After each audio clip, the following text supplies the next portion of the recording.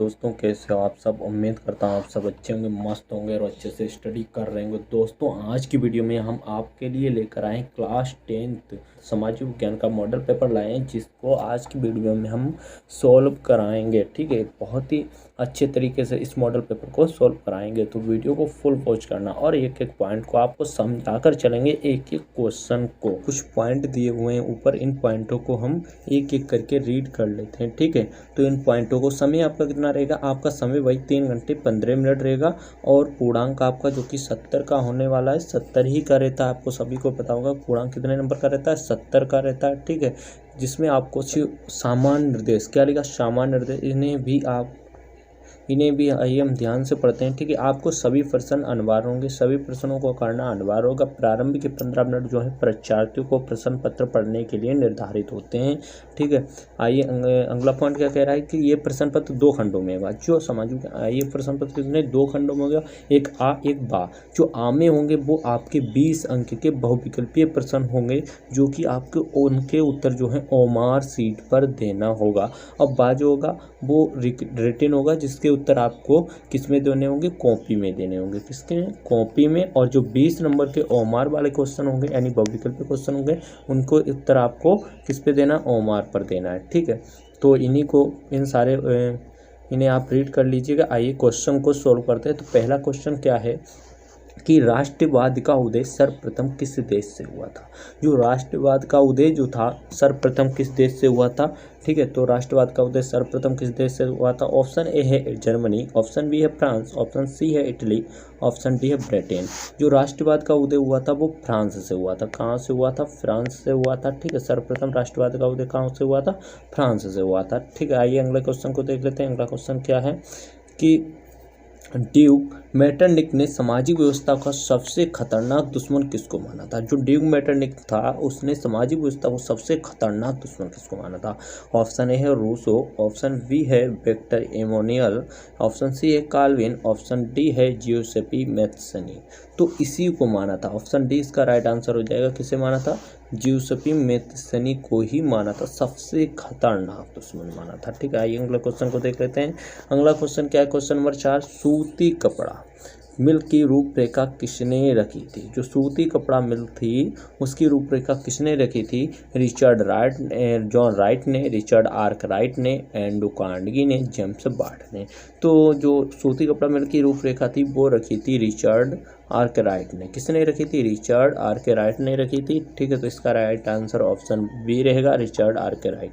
अगले क्वेश्चन को देख लेते हैं। अगला क्वेश्चन क्या है कि 1928 से 1934 के बीच भारत में गेहूं की कीमत 50% तक गिर गई थी। इसका कारण था कि अंतर्राष्ट्रीय बाजार में कीमतों का गिरना या कीमतों का बढ़ना या कीमतों का स्थिर रहना या उपरोक्त में से कोई नहीं। देखिए 1928 से 1934 के बीच क्या हुआ था कि अंतर्राष्ट्रीय कीमत यानी हर देश में जो थी गेहूं की कीमत गिर गई थी। तो जब हर जगह गिरी थी तो अपने भारत में भी गेहूं की कीमत क्या थी, गिर गई थी। तो गेहूं की कीमत गिरने के कारण ही, ठीक है, भारत क्या था कि सभी गिरी थी तो अपने भारत में भी गिर गई थी। तो इसका राइट आंसर ऑप्शन ए रहेगा। ठीक है, आइए अगले क्वेश्चन को देख लेते हैं।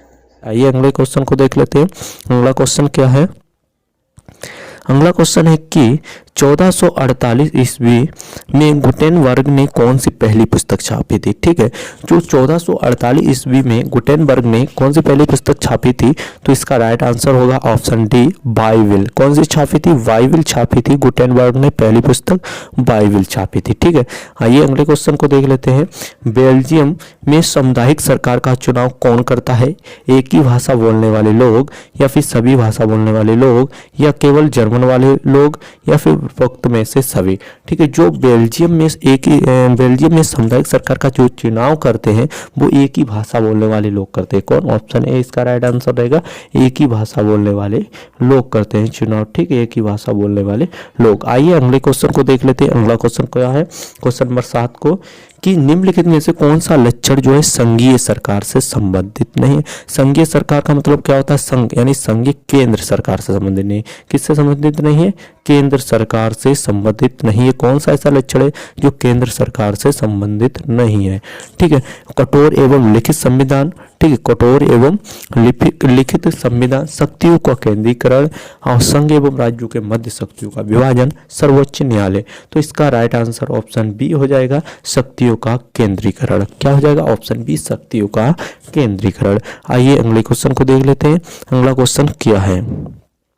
निम्नलिखित में से लैंगिक असमानता को बढ़ावा देने का कारण नहीं है। मतलब लैंगिक असमानता को बढ़ावा देने का कारण नहीं है। कौन ऐसा है जो लैंगिक असमानता को बढ़ावा नहीं देता है? श्रम का लैंगिक विभाजन, जैविक बनावट, समाज का प्रति प्रधान होना, महिलाओं में साक्षरता दर की कमी। ठीक है, तो इसका राइट आंसर क्या रहेगा? जैविक बनावट इसका राइट आंसर रहेगा। ऑप्शन बी इसका राइट आंसर रहेगा। ठीक है, आइए अगले क्वेश्चन को देख लेते हैं। अगला क्वेश्चन क्या है कि सांप्रदायिकता की समस्या प्रारंभ होती है जब धर्म को ही राष्ट्र का आधार मान लिया जाए। ठीक है, जब धर्म को ही राष्ट्र का आधार मान लिया जाए, या धर्म को राष्ट्र से अलग कर दिया जाए, या सभी धर्मों को समान रूप से माना जाए, या कुछ ही धर्मों को प्रधानता दी जाए। ठीक है, यानी सांप्रदायिकता की समस्या प्रारंभ होती है जब भी प्रारंभ होती है जब कुछ ही धर्मों को प्रधानता दी जाती है। क्या होता है कि जब कुछ ही धर्मों को प्रधानता दी जाती है, तो इसका राइट आंसर ऑप्शन डी हो जाएगा। ठीक है, आइए अगले क्वेश्चन को देख लेते हैं। निम्नलिखित में से कौन सा संघ सूची का विषय नहीं है? निम्नलिखित में से कौन सा संघ सूची का विषय नहीं है? संघ का मतलब मैंने भी आपको बताया था केंद्र, यानी जो संघ का मतलब क्या होता है? केंद्र होता है। क्या होता है? सूची का विषय नहीं। प्रतिरक्षा ये भी केंद्रीय सरकार के अंतर्गत आता है। मुद्रा ये भी केंद्रीय सरकार के अंतर्गत। शिक्षा जो है ये केंद्र व राज्य दोनों ही सरकारों के अंतर्गत आती है। ठीक है, और विदेश मामला ये तो केंद्र सरकार के अंदर ही रहता है। ठीक है, तो इसका राइट आंसर क्या हो जाएगा? इसका राइट आंसर ऑप्शन सी हो जाएगा, शिक्षा। ठीक है, आइए अगले क्वेश्चन को देख लेते हैं। क्वेश्चन नंबर 11 को, निम्नलिखित में से पंजाब में भूमि संकुचन का मुख्य कारण क्या है? ठीक है, निम्नलिखित में से पंजाब में भूमि संकुचन का मुख्य कारण क्या है? यानी गहने खेती, अधिक सिंचाई, वनोन्मूलन, अति पशुचारण। ठीक है, जो पंजाब में भूमि संकुचन का मुख्य कारण है वो है अधिक सिंचाई। क्या है? अधिक सिंचाई। इसका राइट आंसर ऑप्शन बी हो जाएगा, अधिक सिंचाई। आइए प्रश्न नंबर 12 को देखते हैं। देखते हैं प्रश्न नंबर 12 क्या कह रहा है कि निम्नलिखित को सम्मिलित करते हुए सही विकल्प का चयन कीजिए। आपको क्या करना है? यहाँ पर सम्मिलित करना है। ठीक है, क्या सम्मिलित यानी मैचिंग करनी है।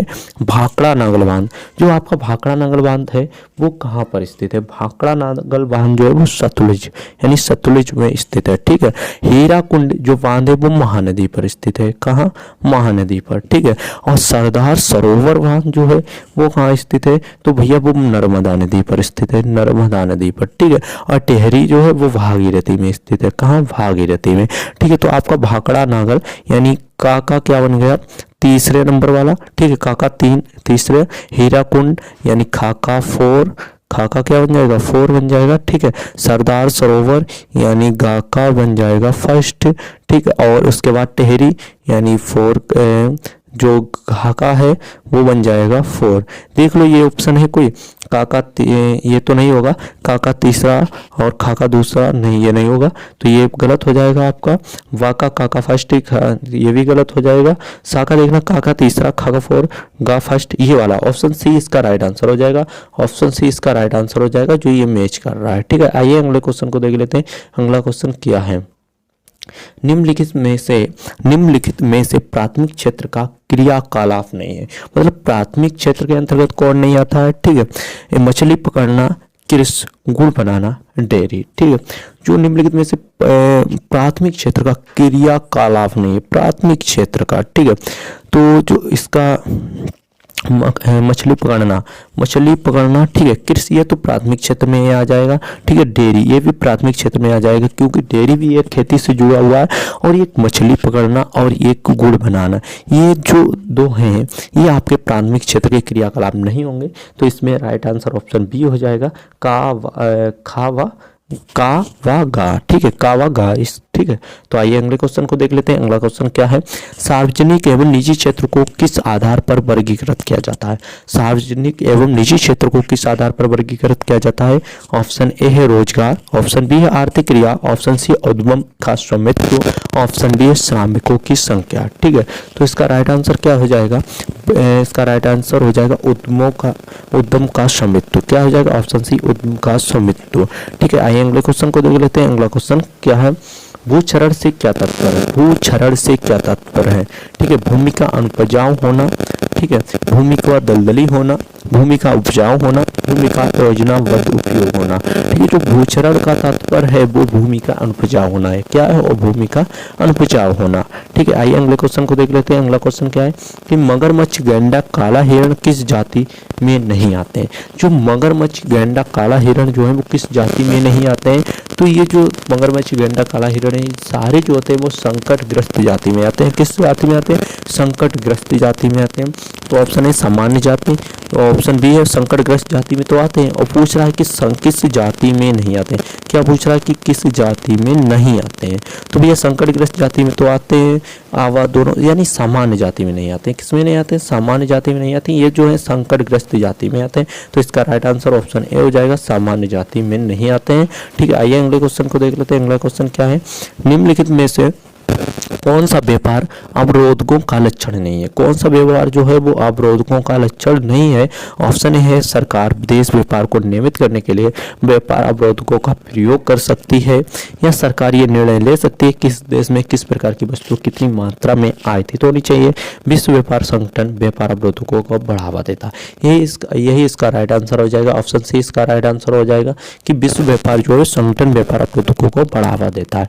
आइए अगले क्वेश्चन को देख लेते हैं। अगला क्वेश्चन क्या है कि भूमिहीन ग्रामीण मजदूरों के लिए सबसे अधिक उपयुक्त विकास का लक्ष्य कौन सा होता है। भूमिहीन ग्रामीण मजदूरों के लिए सबसे अधिक जो उपयुक्त विकास का लक्ष्य कौन सा होता है, उपज का ज़्यादा समर्थन मूल्य देना, ठीक है, उनके बच्चों को विदेश में बसाया जाना, अधिक मजदूरी देना, उपरोक्त में से कोई नहीं। तो इसका राइट आंसर हो जाएगा ऑप्शन सी, अधिक मजदूरी देना। क्या हो जाएगा, अधिक मजदूरी देना। ठीक है, निम्नलिखित में से कौन सा परंपरागत ऊर्जा का स्रोत नहीं है। जो निम्नलिखित में से कौन सा परंपरागत ऊर्जा का स्रोत नहीं है। ऑप्शन ए कोयला, बी भूतापीय ऊर्जा, ऑप्शन सी आ एवं व दोनों, उपरोक्त में से कोई नहीं। ठीक है, तो इसका राइट आंसर जो कोयला है वो तो हमारा आ ही जाता है किसमें, परंपरागत ऊर्जा में आ जाता है। ठीक है, और भूतापीय ऊर्जा जो है ये गैर परंपरागत ऊर्जा के स्रोत हैं। तो इसका राइट आंसर ऑप्शन बी रहेगा इसका राइट आंसर। आइए अगले क्वेश्चन को देख लेते हैं। अगला क्वेश्चन क्या है कि वैश्वीकरण का बहुराष्ट्रीय कंपनियों के निवेश पर क्या प्रभाव पड़ा। जो वैश्वीकरण का बहुराष्ट्रीय कंपनियों निवेशों पर क्या प्रभाव पड़ा। बहुराष्ट्रीय कंपनियों का निवेश में वृद्धि हुई, या बहुराष्ट्रीय कंपनियों द्वारा भारत के विदेश व्यापार के भाग पर नियंत्रण हुआ। ठीक है, या फिर बहुराष्ट्रीय कंपनियों के आगमन से लोगों की आर्थिक स्थिति सुधार हुई, या उपरोक्त सभी। तो इसका राइट आंसर उपरोक्त सभी होगा। आई होप आपको ये 20 क्वेश्चन अच्छे से समझ में आए होंगे। तो यदि क्वेश्चन अच्छे से समझ में आए हैं तो वीडियो को लाइक। आपका क्या शुरू होता है, खंडवा। ये खंडवा जो आपका शुरू होता है इसे आप लोगों को खुद ही सॉल्व कर लेना है। ठीक है, इन क्वेश्चनों को आपको अपने क्वेश्चन बैंक और ई बुक में जरूर ही ढूंढ कर इन्हें सॉल्व करना है। जैसे पहला क्वेश्चन बनता है आपका, प्रथम विश्व युद्ध के पश्चात होने वाली माओबंदी के 2 कारण लिखिए। ठीक है, ये ऑप्शन रहेगा। ठीक है, तो आपको ये क्वेश्चन जो है आपकी बुक में अपनी, या क्वेश्चन बैंक जो भी हो आपके पास, उसमें आपको ये ढूंढने हैं और आपको इन क्वेश्चनों के जवाब देने हैं। ठीक है, आपको अच्छे से समझ में आया होगा। अच्छे से समझ में आया तो वीडियो को लाइक और चैनल को सब्सक्राइब कर दें। मिलते हैं किसी नेक्स्ट वीडियो में, जब तक के लिए जय हिंद, जय भारत, वंदे मातरम।